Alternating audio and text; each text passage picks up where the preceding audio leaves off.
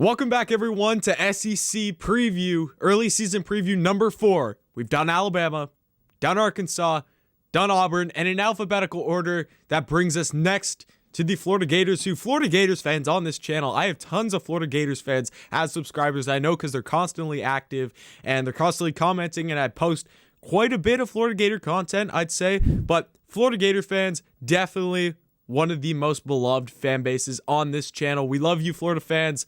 The state of Florida, great people. So Gator fans, for one, thank you for your support of this channel. I know you guys, Georgia, obviously South Carolina, because I'm a big South Carolina fan. We got some Alabama fans on here too. Those are the main guys, I would say, but some really, I know we have some Texas A&M and other fans. We have fans all over the SEC, but Florida fans especially, I want to give a huge thank out to Gator Nation because you guys rock. Thank you so much for your constant support of this channel. And if you are a Gators fan, you know what that means. Hit that like button and hit that sub button down below because I guarantee you, you are going to find some content that you love on here and you're going to be with other Gator fans here. So why not join? We love college football. This is the channel for you.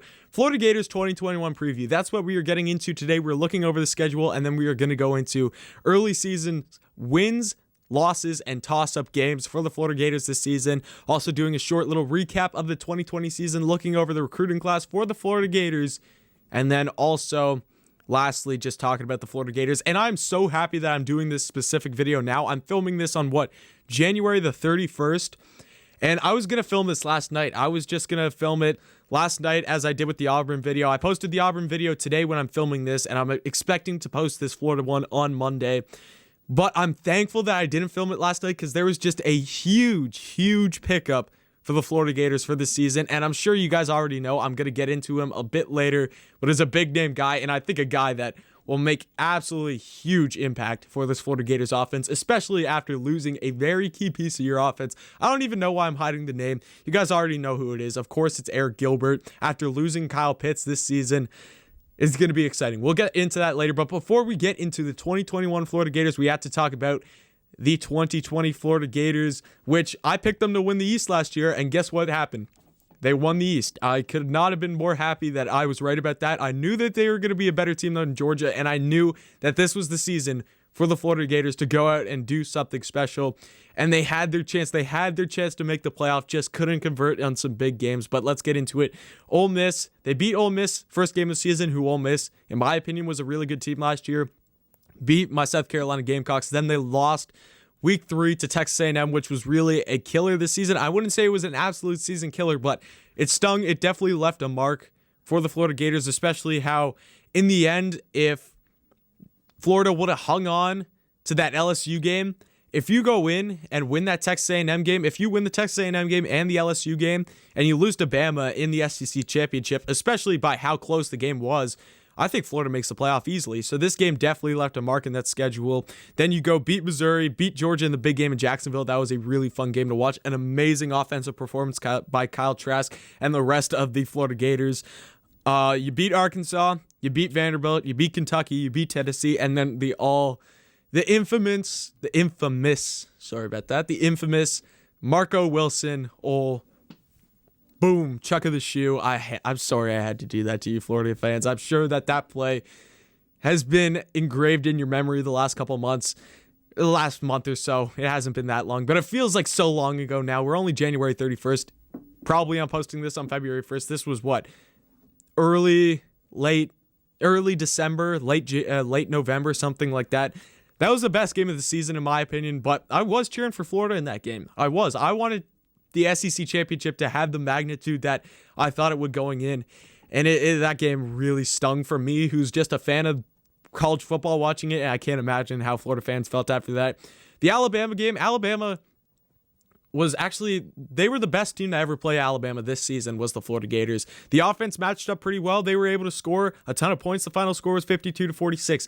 You lose by 6 points to one of the greatest football teams that college football has ever seen. So that just shows you there that this team did have the capability to do something special in the playoff. They had a right to be there. They just couldn't put together the puzzle pieces to get into that playoff, which I think really sucked because you would have much rather watched this Florida-Alabama game again than any of the Alabama games in the playoff. Like, Alabama-Notre Dame wasn't a good game. Alabama, Ohio State wasn't anything special. Yes, Clemson, Ohio State. I took rather pride in watching that game. I had a very, very good time because, I'm a South Carolina fan. I'm not a Clemson fan, so watching that was really fun for me. But there was no close games or anything like that. There was no real competition in the playoffs this year. If Florida would have got in and you would have seen another game like that, I think that would have been a lot more satisfying than putting in Notre Dame. Don't get me. It was terrible. I didn't think Notre Dame should have got in, but, it is what it is. It happened. Oklahoma finished up the season against Oklahoma. You have tons of opt-outs. I don't think any of you, you had Pitts out, you had Tony out, you had Grimes out, you had a ton of guys out. Most of your offense was out. You still have Kyle Trask, but Kyle Trask had probably his worst game of his career that night in the Cotton Bowl against Oklahoma. I can't remember. He threw 3 picks in the first half or something like that. And you bring in Emory Jones. He actually did pretty well against Oklahoma in that game, but Oklahoma pretty much ran over Florida in that game. It wasn't a very good game. Oklahoma takes that one. And the Gators finished the season 8-4. 8-4 for the Florida Gators. Let's get into looking at their schedule for this season. Why not? Let's get into it. Let's just take a look at the schedule because first off, 21-21 schedule. You start off at home versus Florida Atlantic. Then you go to Raymond James Stadium and take on the South Florida Bulls. Then you go at home versus Alabama, September 18th. That's going to be a blockbuster game. CBS game for sure. I'm pretty sure CBS is still there this year. I know the whole contract thing just fell through for CBS, but I still think that they're around for a couple more seasons. Tennessee, September 25th at home. Kentucky, you're away at Kroger Stadium for October the 2nd. Then you're back home versus Vanderbilt on October the 9th. Then you're in Death Valley, LSU for October 16th. Then you got your bye week on the 23rd, just before the big game in Jacksonville, Florida, against none other than the Georgia Bulldogs. As always, that game is in Jacksonville. You got the big cocktail party on October the 30th. Then you're away in Columbia, South Carolina on November the 6th. You're at home versus Samford on November the 13th. Then you're away in Mizzou for November the 20th. And then you're at home November 27th against your in-state rivals, the Florida State Seminoles. And then I think that there's a decent chance for Florida to be circling that December 4th date in the SEC Championship in Atlanta. Again, it is back at somewhat of a regular time this season. I know the one this year was December 19th. Way out of whack because of COVID and everything, but you got to do what you got to do. It's good to see that SEC Championship back in early December. Could be a possibility for Florida. So let's get into the guys that they lost this season because it's obvious. You could look at some of the guys. Kyle Trask, Heisman finalist, amazing quarterback for Florida this season. You look at the offensive weapons he had. Kyle Pitts, I think, in my opinion, one of the best players in all of college football last season. Definitely the best tight end. He was an unbelievable player. I'm a big Carolina Panthers fan. As well as the Chicago Bears, I'd say I'm a bigger Bears fan, but I'm a big Carolina Panthers fan nonetheless. And Kyle Pitts is a guy I want on the Panthers next year, especially if they go grab Watson or whoever it is before taking a quarterback in the draft. If we get our quarterback before the draft and don't draft anyone, Kyle Pitts is circled 100% for me. Kadarius Toney, they lose. Trevon Grimes, they lose. Pierce, they lose. On the defensive side, who you lose? I'm pretty sure Marco Wilson is gone. The defense, it's more the offense that your Florida fans have to be happy about Marco Wilson leaving.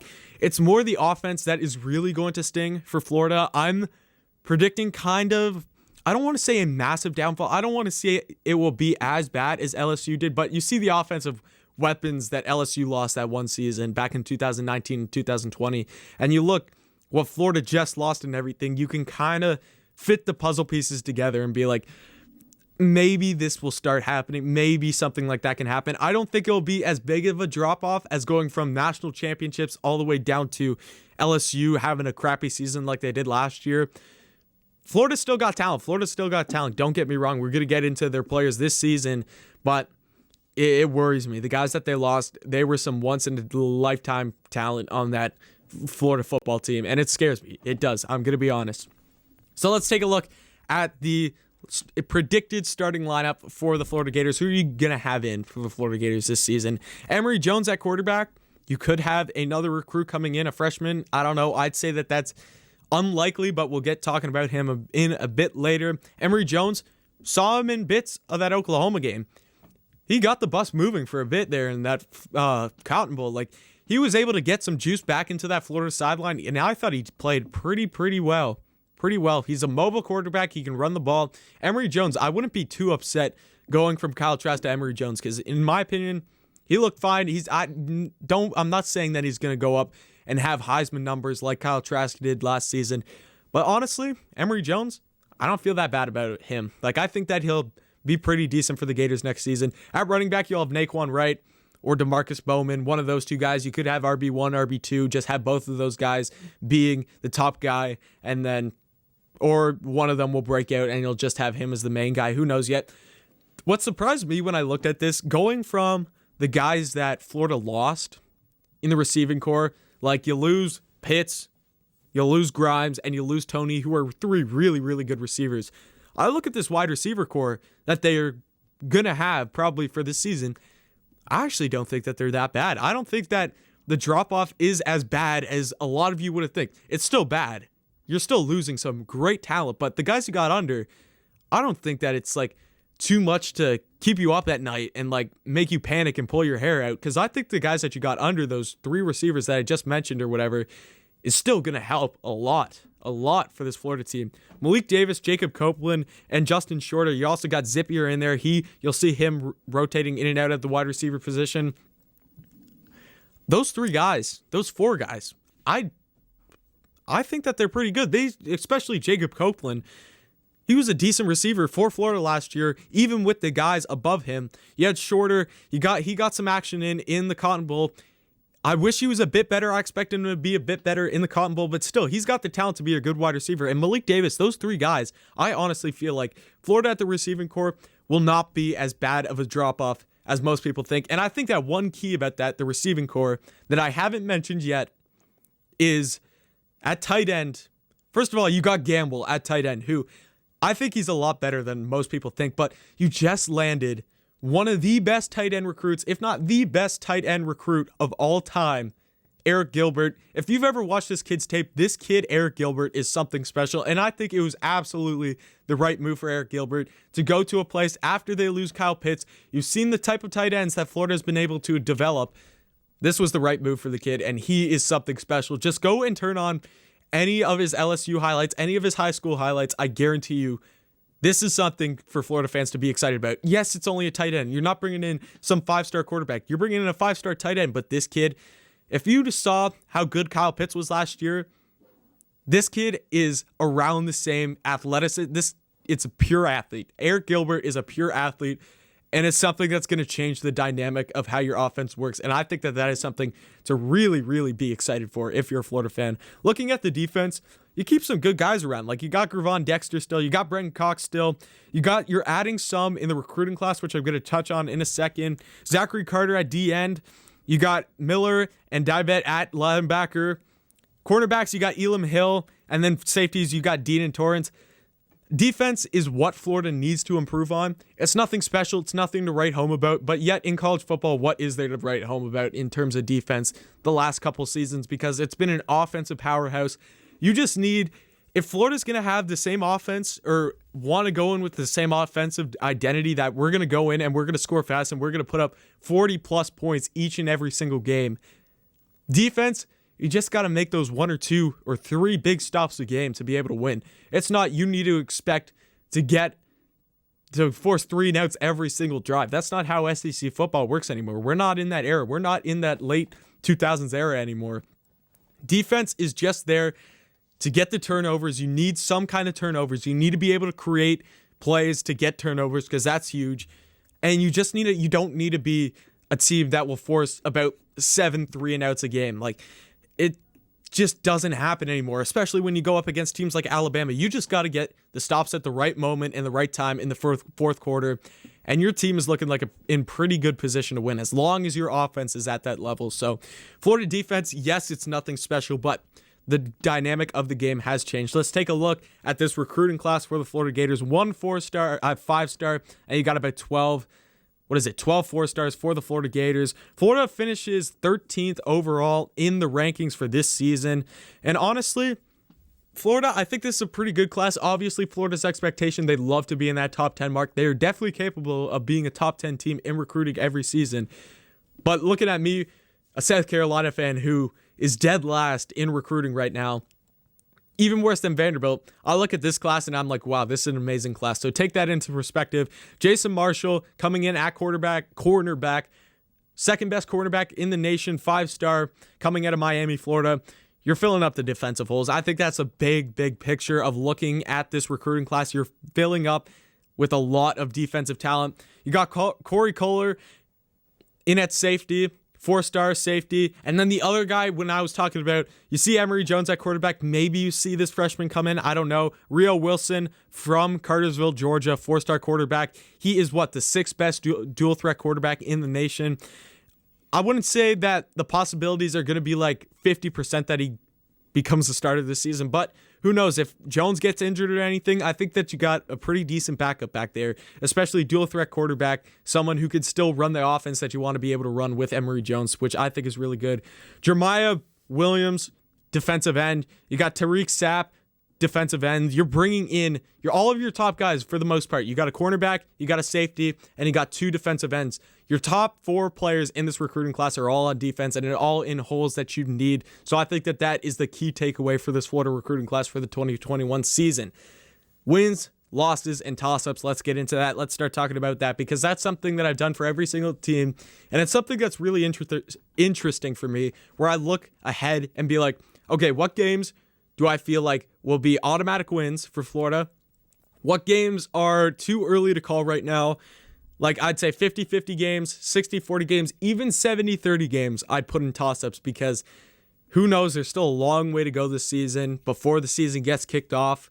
And I don't want to make any crazy assumptions right now and put games that I don't feel comfortable putting in wins in there. And then you have automatic losses for the Florida Gators. So let's get into that. First of all, starting off with the win category. I think this changed a lot as well as the Arkansas one, I think it was.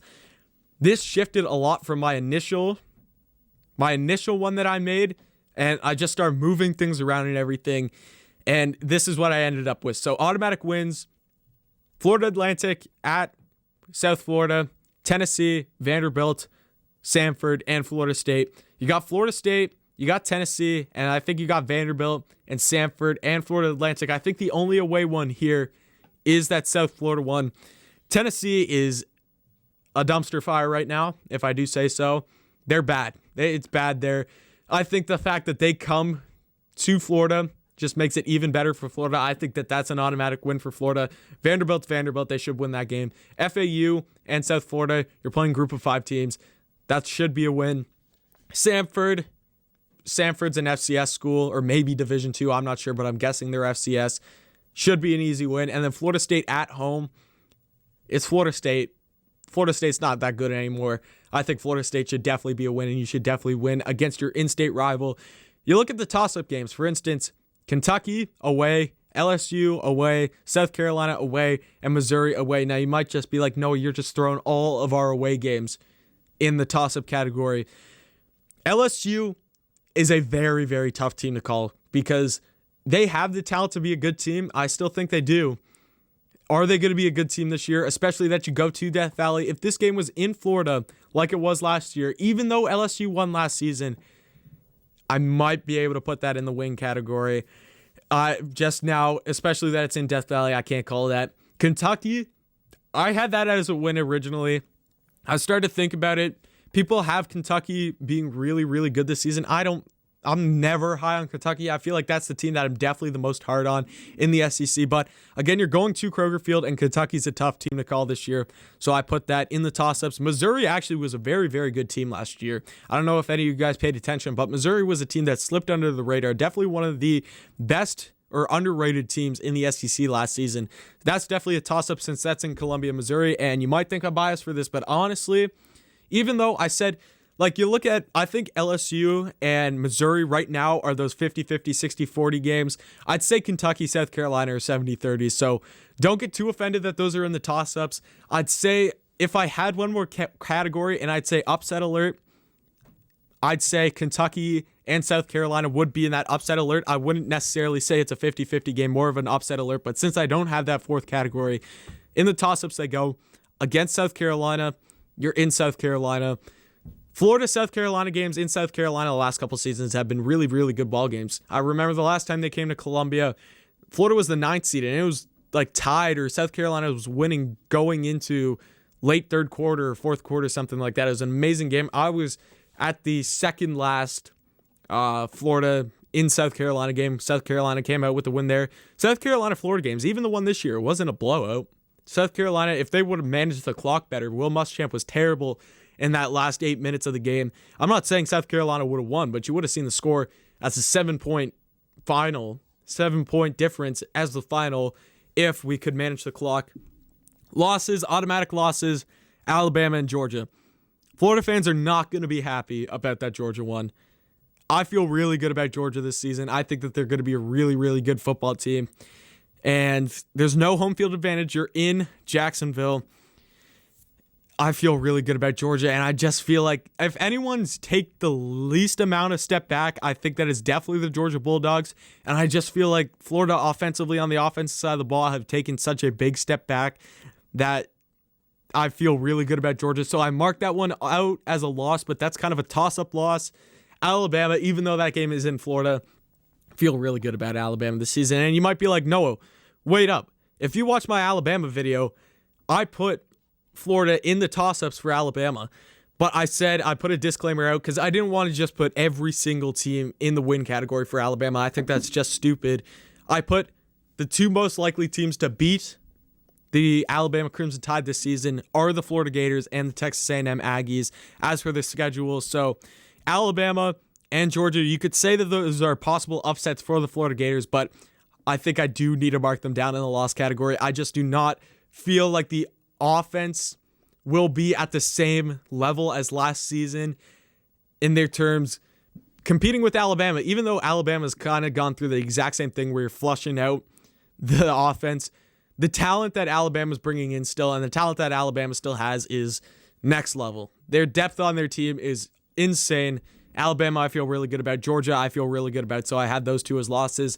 So that's going to be my video for today, guys. Thank you so much for tuning in. I know Florida fans, the Alabama and Georgia one will sting. I'll get some controversy for that. But again, this is just my way too early look into the future and looking at where I have the Florida Gators looking at this season. I may go, I think this might be my plan, is in, you look at like June or July, I'll do my game-by-game prediction for the schedule, mark it as a winner or loss, so that's where you see me starting to call these toss-up games and everything. I don't know what's going to happen yet, still a long way away, but for now, for the early predictions, things could change. I think the Eric Gilbert move, huge for Florida, and that will help a lot on the offensive side of the ball, but those were my early predictions for the 2021 Florida Gators. Thank you so much for tuning in, guys. I'd really appreciate it if you dropped a sub down below, hit the like button, comment anything about the Florida Gators or SEC football. And thank you for watching, and definitely come back next time.